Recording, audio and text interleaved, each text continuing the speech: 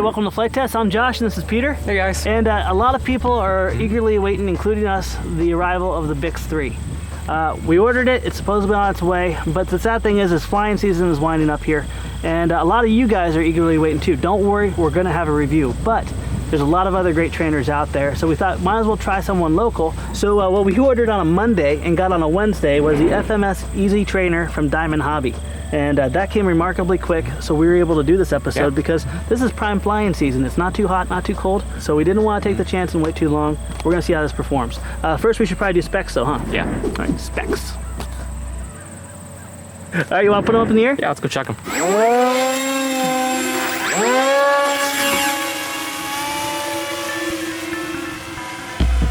All right, now this is my second flight on this. This thing flew remarkably close to a more relaxed Bixler 1 for me.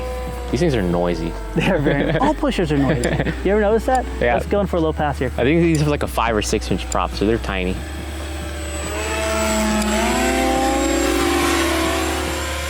They're fast. Yeah. They can pick up. Now, a couple neat features putting this together that we did like a lot was the fact that the wings have a center bolt that actually... Yeah, it's just a locking pin. There's like no bolt part of it. Like a little clipping locking pin, but that keeps your wings from sliding out, which is really, really important.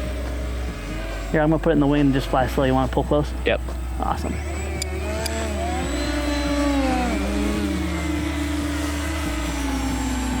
Yep. Nice.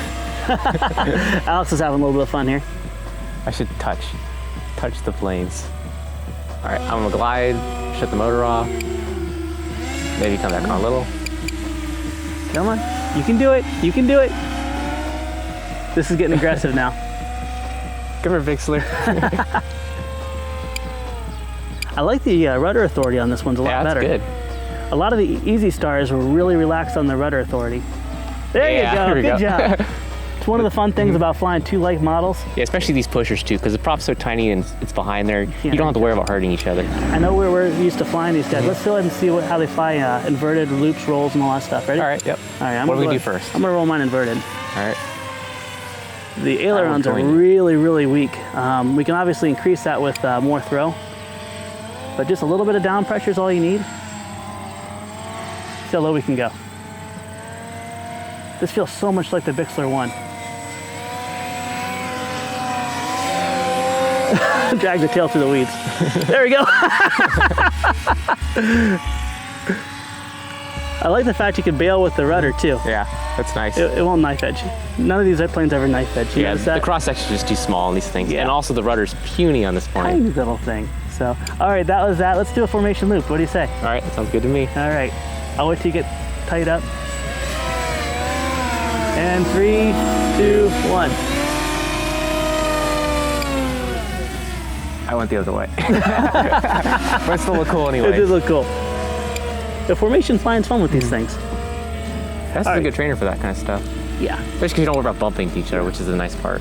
Now with trainers and everything, stall characteristics are really important. This thing is virtually hands-off. It's very easy to fly. Yeah, obviously, we've flown a lot of planes similar to this, so I can't speak to how a noob would experience, but I would put this in the hands of anyone wanting to learn to fly, which is really good. Let's go ahead and check out the stall. Yep, pull them back slowly. Me too. and they're doing the exact same thing. They're not really stalling. Nope, just kind of drops, but it doesn't drop a wingtip. Yeah, it just warps this around a little bit. That's called an oscillating stall. If you hold that, it's just going to get more and more aggressive. The best way to get out of an oscillating stall is to simply either turn out of it or at the very, very bottom, not the top, push just a touch it down. The reason is at the bottom is when you're going to have most of your speed and that'll stop it. But if you miss the timing, just turn out of it and it'll stop that oscillating stall. What else should we do with these? Touch and goes. Touch and goes? Okay, sounds good to me. And... Oop. Oop. Oh no! I can't go! Nope, we landed. It's a touch and stay. Maybe more speed next time. Oh wait, Bob's running out to throw us again. Thanks, Bob.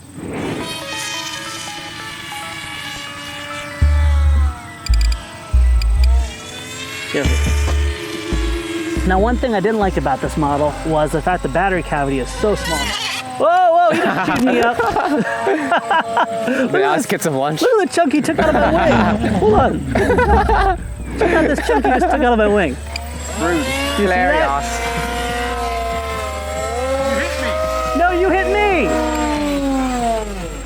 right, the one thing that I wasn't too fond of is the battery cavity is really small. And that's hard because the Bixler 1, the Bixler 2, and a lot of these other ones, even the Easy Star, you can just put a ton of battery in here. And also the specs call for a 2-cell. Yes, a 7.4 volt, 1,300 milliamp pack. Now we're actually flying 3 cells. We picked this up, nothing's hot, it has a 20 amp ESC in it. I don't know if that's a typo or not, but I can't imagine a 2-cell giving enough power to even fly this. We haven't exploded anything yet, so we'll just keep going. We've been flying aggressively, nothing's getting hot, everything's good. We'll get some amp readings and everything, and obviously if it's wrong, we'll put a big disclaimer for blowing something up. But you do need to have your own battery, your own receiver, and make sure that you know, your control system basically, it's not ready to fly. But as far as performance, it's fantastic. Yeah, I'm liking this thing a lot. Yeah. I would probably put some FPV gear on this too. I don't think it's not like the wheel reinvented or anything. It's nothing special as far as you know, compared to the Easy Stars and the different Bixlers and a lot of these great trainers. But it's just another option. Basically. It was here in 3 days. Hey Peter, you want to put them in for landing? Yep. Let's bring them in. They really maintain their energy nice. I'm gonna just put it in the wind. Look at that. I could actually probably just do a real lazy quick circle around. Look at that, that's amazing.